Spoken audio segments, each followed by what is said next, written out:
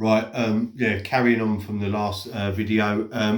So basically the people that you see fucking starving and in these videos and that, if they're genuine, again, I don't know. Yeah, so I don't know. But anyway, a human being in that condition, if they're in the condition that you see in the pictures and the videos, yeah, are in no state to be thinking about anything, doing anything other than basically trying to get a bit of food. You wouldn't be having sex, you wouldn't be having babies, and you don't live like that for long periods of time. You die. You die. Yeah. So that's bullshit. Anyway, I was shown that, and then that was forced. So I had no choice over that. That was forced. Yeah. That's what the goddess did to me. Just the first week, starved me and walked me to fucking exhaustion. But anyway, like I've explained, I know that it can't be argued. It can't be. You can't argue with your maker. Can't argue with your own life. But there was another period that I chose to go hungry for a week. And I went without water after 3 days. I think, no, I don't think it was quite 3 days. I think I went 2 days. I had water the first time, the first week. So I had water. No water, you've got, you go into, you after 2 days. I did 2 days, I think, with no water. Maybe 3. I'm not 100% sure. I can't fucking quite remember because I was in pain, bad pain, and you go weak as well. So when you add lack of water to no food, it's quite drastic, and it can be quite fucking rapid. The pain and everything else. Anyway, part of that, basically, I'd lost my son. Something had happened, and I had to go. It weren't just, I didn't just choose to go and take him there. I knew that the people were coming for me. The authorities were watching me, and they were coming for me. So I had to take my boy to his mum's. I'm going to go into that at a later date. Right now, basically, so I'd given him to there. I'm on the run. There's poster campaigns. Everyone I know's tucked me up. I'm in a tent. I'm miserable. I've contemplated it. I don't really understand too much what is going on. So I'm contemplating. Fuck this. I'm going to top myself. I was driven to contemplate topping myself. Now, I'm one of these people. You're cowards. You're cowards. They're cowards. But it's quite brave to do that. And desperate. Well, not brave, desperate. You have to be desperate, completely desperate, and see nothing, no prospect whatsoever. The reason I didn't kill myself was because my son was still alive. And ultimately, there was still a hope of me getting to him and seeing him again.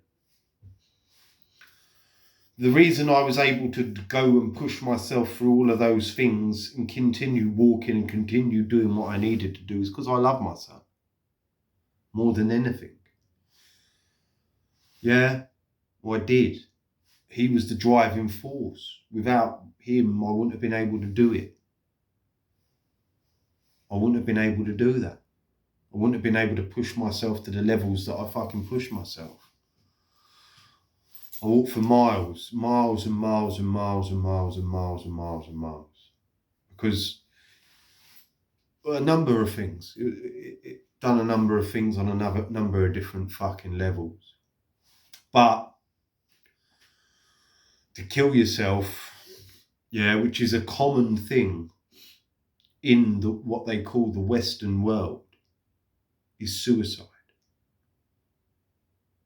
And the Western world is what they call civilized, and it's meant to be great.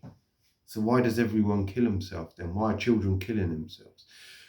Suicide is, I think, the leading cause of death in young males around the world. More males kill themselves than women do, because males suffer more than women do.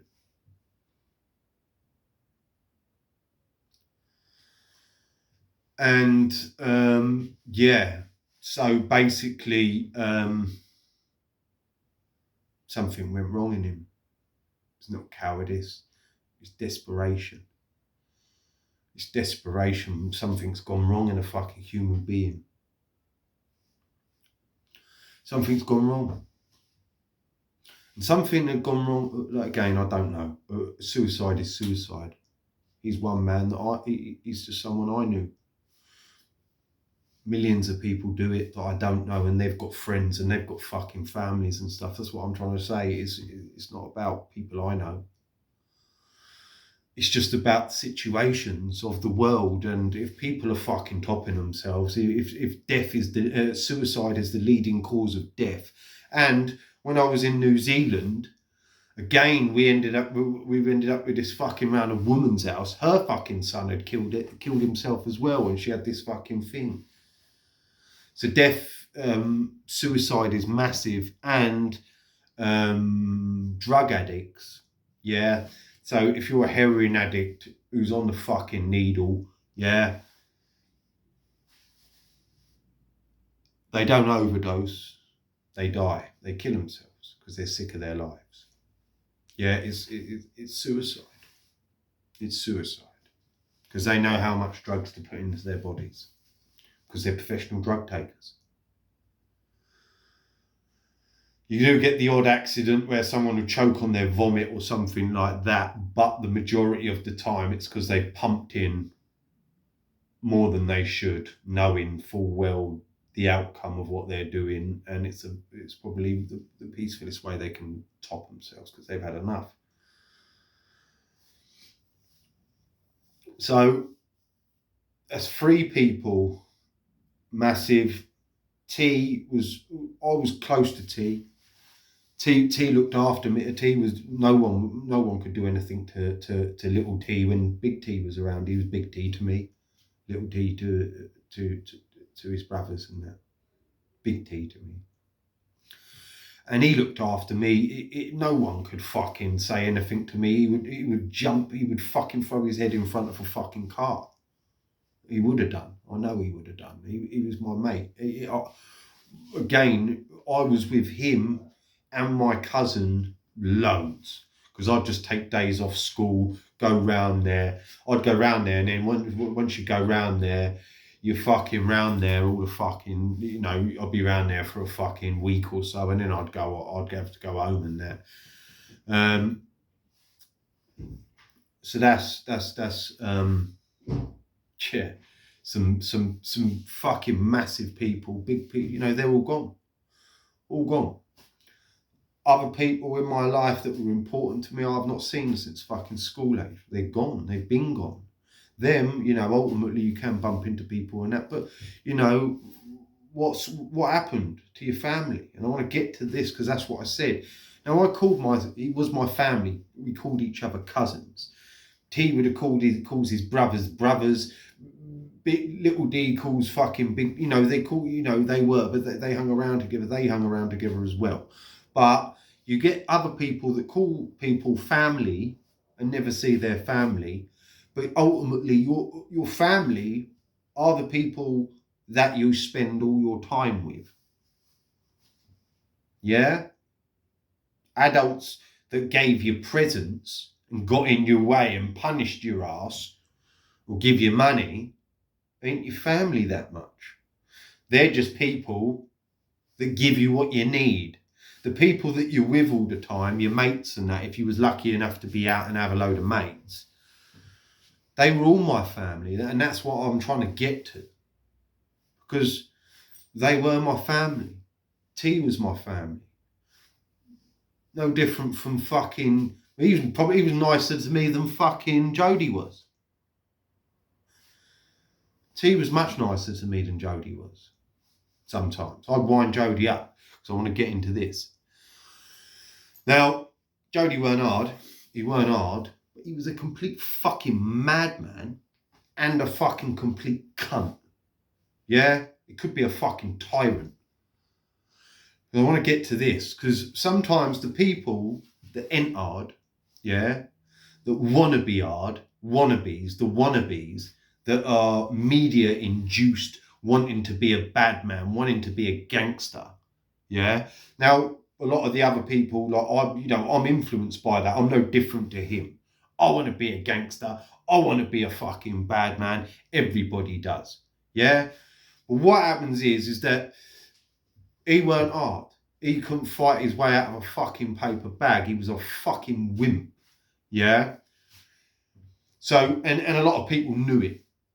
Yeah. So his own age group knew it. And and they were jealous. A lot of them were jealous of him because he was a good looking geezer and really funny and popular as well. So people, you got to have problems with that because, ultimately everything is about who's the hardest.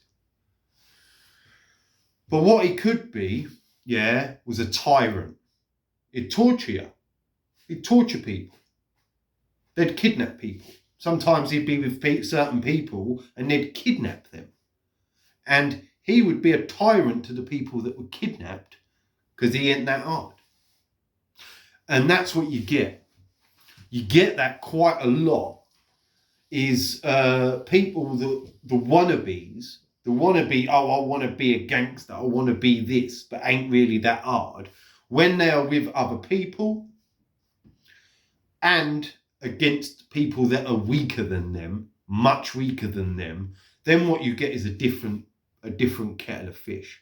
You get someone who can be fucking sadistic and evil and nasty and torture people.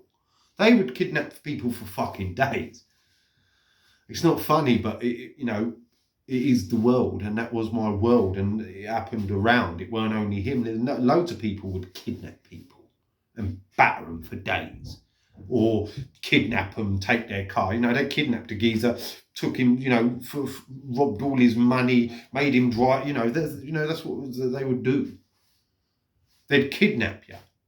They'd kidnap you, fucking make you empty your bank account. And torture you, keep smacking you up, smashing the fuck out of you for fucking days. And that's what can happen with this world. And a wimp, ultimately. Being a wimp, he didn't need to be hard because his character was everything. He's a sense of humour, and he could be one of the nicest people you could ever meet. But as the years went by with the drink, drugs, and the media contamination, he got worse and worse. And went from being actually a nice geezer to a lot of people wanted to be around, to being someone that people just thought was a fucking idiot and a horrible bastard. The media did that to him. But he was a madman. A complete fucking madman nutter. But he weren't hard. And a lot of my arguments came from me winding him up about not being hard. A lot of my problems came, me and him, our arguments, our fallouts and stuff, because we'd have rows all the time, was because I would take the piss out of him, because when he'd start acting big, I'd take the piss out of him. I'd wind him up, because I knew he was a pussy. From that first moment, I knew straight away that he's a fucking wimp.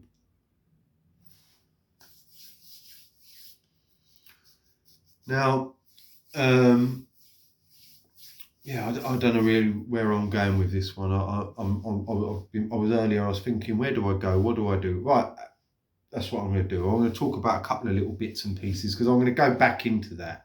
I want to go back into that, but I want to make a video about everything and start on about drugs, properly on about drugs and the effects of drugs addictions and how the whole fucking thing works. But I want to address a few things first before that. But anyway, those people all gone, big parts of my life. 3 of them by 20. Didn't see T, but T went years ago, and I didn't even know. You just hear. Did you know T died? Oh, did he? And he was someone that looked after me more or less, who I loved. Again, like I said, he was a lot older than me, but he was a little bit younger in his head. You know, he was more comfortable around the younger ones. But, you know, I didn't see him anyway, but he's gone. And again, that's the world ends up. Oh, did you hear about so and so? He's got. Oh, is he? Shit. And at the time, it doesn't even mean that much. When he was my family, someone I fucking have more fucking time. He was as much as my fucking family as Jodie was. I spent shitloads of time with him and great times with him, both. Some of our problems came down to money.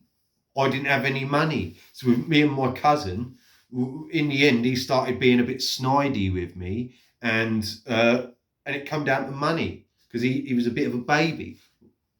I didn't have any. I'm a baby. I'm a kid. I'm at school. I've got no money. So I can't chip in. At least him, and he had no money. He's a fucking ponce. He had a gyro, and obviously Tearget gyro with Thieve, but he basically sold drugs for his old man and made a bit of money. So he had a bit more money than me, but you know, he gifted that. I didn't have that. I didn't have that option. I'm a baby, and ultimately I'm dependent on my fucking parents to give me money, which they didn't do a lot. So if I've got no money, it puts a strain on not my life. It put a strain on my life everywhere, having no money, because I'm dependent on other people to give. Or my other option was crime, which I didn't go into. Not much. Obviously, when I'm with my cut, we do offies. You know what I mean? I'm a youngster. They, you know, do a fucking grab a crate and run out the door. So obviously they're in there. They'll grab the crate. I come in, open the door to walk in. As I walk in the fucking offie, they run out the door that I've just opened with the crates in their arms. Fucking hell, mate! What happened there? And go and buy a fucking pack of chewing gums or something. Oh, fucking hell, mate. Act like I didn't know them and they've just fucking run past me with a fucking couple of crates of beer. So I did my bits and that.